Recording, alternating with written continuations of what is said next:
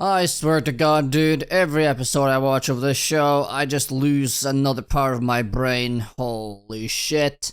Welcome back to VikingGnomeAnime, the anime channel with only the most base takes on the internet. Today we are looking over episode 11 of Liar Liar. And oh boy, I don't know, dude, this show, it's really falling apart at the seams. Even more than it already was. You know, like, initially, as I've said before, I thought this show had potential. I saw episode 1, I was like, okay, this could be good. I saw episode 2, and I was like, yeah, you know, maybe it has a few errors, but it could still be quite fun and entertaining. But for every single episode, there are more and more glaring plot holes or just holes in terms of the actual logical base they have tried to put in different elements of the games and the story, etc, etc, etc. And things just keep falling apart at the seams more and more and more. Now, to start off with this episode, well, so we hear from Shinohara that when he talks about the headmaster from the 12th Academy, in this episode he says the former headmaster, aka, again, emphasize the former headmaster. That is what he describes the principal of the 12th Academy as. But, if I'm not mistaken, and I'm kind of going insane right now, when I feel like they contradict each other every single episode, but last episode, they said that, or the episode before, they said that the headmaster was only given the punishment of not being able to participate in the game, not that he was fired. But now, since he said former headmaster, unless that is some sort of translation error, it means that he was fired, or lost his position. So which is it? Or is it both, but you just didn't mention that he lost his job last time we talked about it? I don't know, dude. Whatever, moving on. Okay, so now let's talk about the one-shotting in this AR game. So we, right, spent a lot of time, or, well, half an episode, at the beginning of this game, in like 3, 4, 5 episodes ago, when they explained things like freeze time, like you have 5 HP points, etc, etc, and that for each attack you take, you lose 1 HP point. First, let's talk about the HP points, yes? Okay, so in episodes already, but even more so in this one, you see people being one-shotted. In one instance, we see that the person has 3 HP points, but when he gets hit with one sword strike, he dies. So that one strike did 3 damage. How? And then everyone else we see being taken out also seems to be taken out by one strike from a mage blast or a sword strike. So again, what is this HP system? Like, can some swords and blasts suddenly do 5 damage and one-shot kill? Like, what's going on here? It's not explained. It's not even talked about at all. It just seems to be natural and how things are in this game. And that, again, ruins a big portion of the intricacies of how this game is supposed to function. Because, again, another big part was that if you survive to the end of the round, any lost HP points you regain at the start of the next round. But again here, if people just get one-shotted, which seems to be the case, then that's redundant as well. So, I don't know, but I guess one-shotting is just how this game is now, and they're not gonna say anything about it. I think they just forgot how their own game works, to be honest.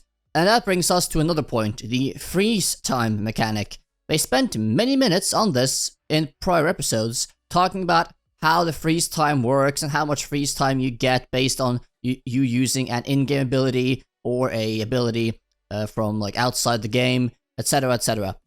But I haven't seen freeze time being active once from anyone.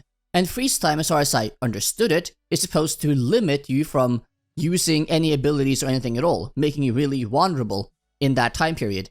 But it seems like that's just fine. You can just keep using abilities one after the other without having any restrictions. So freeze time just doesn't exist. Which begs the question, why even introduce the mechanic if you are never going to use it in the game you introduced it in? It is absolutely infuriating, and I'm about to pull my hair out, I swear to God. Anyways, moving on. Again, clearly, they don't care about the systems they put in place in their own game, so why should I? Alright, also with the one-shot kill thing, then they go back to doing 1 HP of damage when it comes to specific characters, like the Demon Maiden or others. So why exactly did she and others only lose 1 HP point, but everyone else got 1 shot? It's like, what? Huh? How? Excuse me? Anyways, doesn't matter. Also on the point of the one-shot here, this really invalidates the value of the quote-unquote one-shot skill that the Demon Maiden has, which didn't really get explained how it works either. But her whole shtick is that she can one-shot people. But since everyone seems to one-shot everyone. Anyways, why does it matter? Anyways, though, the Demon Maiden just switches sides. Instead of killing her, Shinohara basically says, I have a job for you. And I guess she just accepts very easily and willy-nilly. I mean, I would have liked a more, let's say, in-depth negotiation or some sort of dramatic scene or something just to signify her changing sides consciously and doing this in a way that actually seemed to have more meaning, because it seemed very nonchalant. I guess I'm gonna be on your side now and help you. Okay. Okay, I guess, why not? When the Monarch, whatever he's called, the 6th star from the One Academy, brings out the compound upgrade ability before he uses the Black Star special ability to make it even better. I mean, I didn't hear anything about compound upgrade before at all in the game introduction, and no one has seemed to use it, at least not on the screen. So was this just a mechanic that was in the game all along, that you could combine similar skills or the same magic skill into one, adding +1? Or can you just add +1, +2, +3 to an attack, which would make it a one-shot if you had enough spells of the same kind? Are there any restrictions on this? How does this work? Why was this just introduced now? I guess if you tactically make this canon and explain this, that it can add like up to one-shot potential if you add enough spells together of the same kind, that would explain why some are one-shot and some are not. But again, they haven't explained any of this, so I'm just guessing at this point. Another point of contention for me is that Shinohara, of course he cheated. He always cheats, that's what he does in this anime. But he cheated with using the magic blade with the conceal and stuff to kill this one of the enemy combatants. But he explained it as, yeah, I used the replacement skill to get your magic blade skill that the Black Star user used his Black Star to make. And then he said he just added on conceal whatever to combine that to kill the one girl. But couldn't you just have done that without cheating? You explain exactly what you did, and couldn't you just do that anyway? Or is that something you have to be an actual 7-star to do, and you faked it because of that? I don't know. They didn't explain it in detail. That seems kind of a waste of a cheat if you didn't actually have to cheat. Another point though, I have to mention this. Like, the overly dramatic death scenes in this episode is like, dude, we are playing an AR game. Oh no, she died.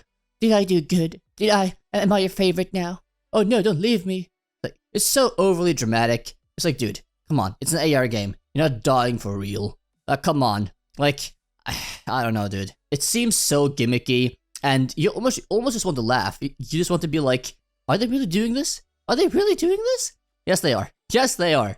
You know, in the end here, like, there are many more points I noted down, but I'm not going to make this episode review 20 minutes long. But it's like, this game, with all its intricacies and all its systems and mechanics, if it was done right, it could have been really, really entertaining and really, really fun and really, really complex.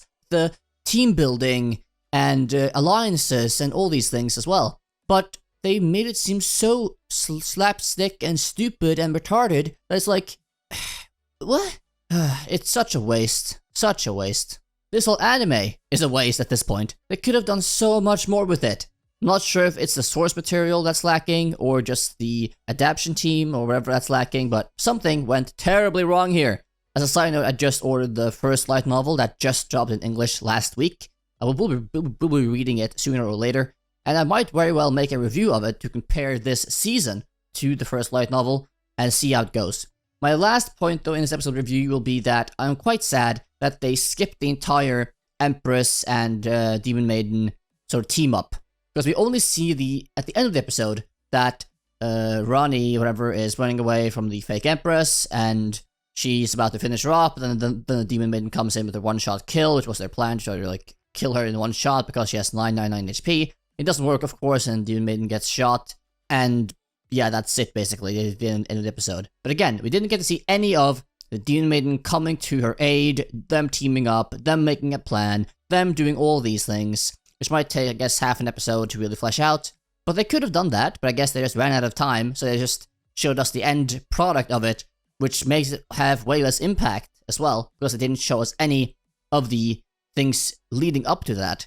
But whatever. Who cares anymore? I don't. But they are cutting corners in many ways here, which just makes the anime even worse than it has to be.